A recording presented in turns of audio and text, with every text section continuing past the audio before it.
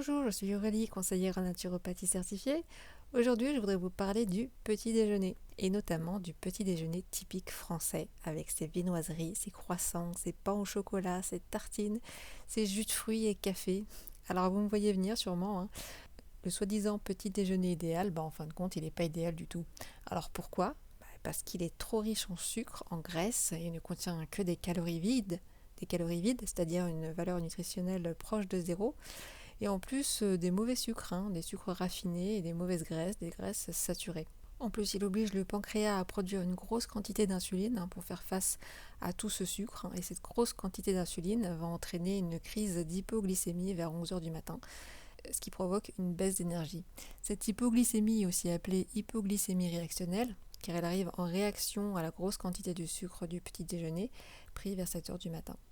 Ce genre d'hypoglycémie fatigue beaucoup le pancréas. Si on le fatigue tous les jours, cela peut amener à un diabète de type 2, que l'on appelle aussi diabète sucré. Alors comme je l'ai déjà mentionné dans le podcast sur le jeûne intermittent que j'ai fait un peu avant, la première question à se poser, c'est est-ce que j'ai faim le matin ou pas?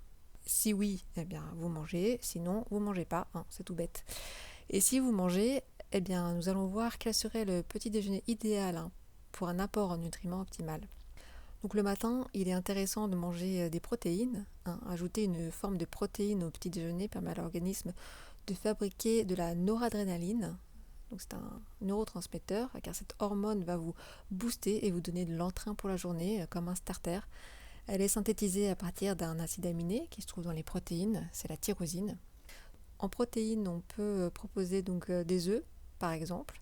Mais attention, des œufs pas trop cuits avec le jaune coulant à l'intérieur. Alors des œufs à la coque, c'est l'idéal. Si les œufs sont trop chauffés, on détruit les nutriments, donc c'est un peu dommage. Sinon, niveau protéines, on peut aussi vous proposer des tranches de jambon, par exemple, ou du fromage. Pour faire le plein de vitamines, minéraux, antioxydants, on a les fruits. Alors il faut préférer les fruits entiers au jus de fruits. Les jus de fruits sont souvent trop sucrés, ils ont des ajouts d'édulcorants et d'additifs, etc. Et puis manger un fruit entier sera plus rassasiant qu'un jus de fruits.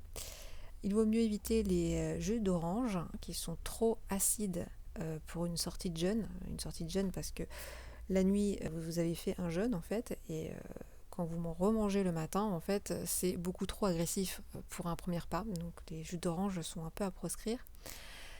Préférez les fruits doux comme des bananes, des pommes, des poires par exemple.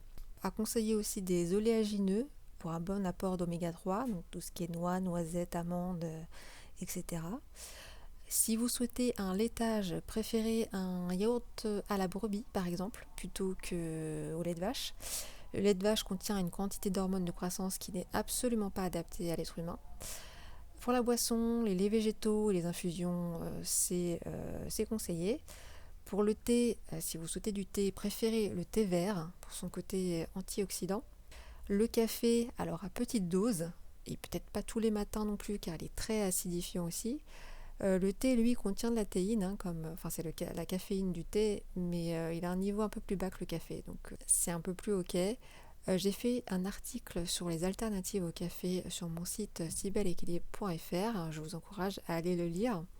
Alors je vais vous donner un exemple type de petit déjeuner. On peut faire par exemple une infusion avec un bol de fruits mélangé à des oléagineux avec un peu de lait d'amande et quelques flocons d'avoine.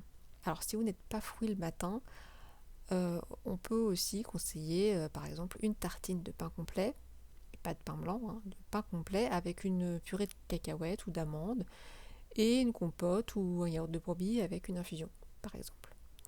Alors à éviter pour les enfants les céréales qui sont ultra transformées, ultra sucrées et qui ont un niveau nutritionnel zéro, c'est calories vides encore une fois.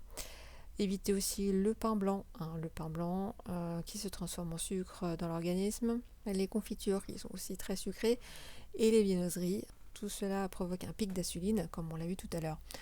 Pour les enfants, on peut proposer par exemple un lait végétal avec de la poudre de cacao cru et une touche de miel pour le sucré, du pain complet avec de la purée de cacahuètes par exemple. S'il veut absolument des céréales, on va préférer des flocons d'avoine et y ajouter par exemple des petits morceaux de chocolat noir dedans, des noisettes concassées, avec un lait végétal. Ou s'il ne veut pas de flocons d'avoine, on peut aussi proposer du muesli non sucré. On peut aussi proposer de la pâte à tartiner maison, qui sera toujours mieux que les pâtes à tartiner du commerce. Voilà pour mes petits conseils pour le petit déjeuner. N'hésitez pas à partager ce podcast et à aller visiter mon site sibelequilibre.fr et je vous dis à la prochaine.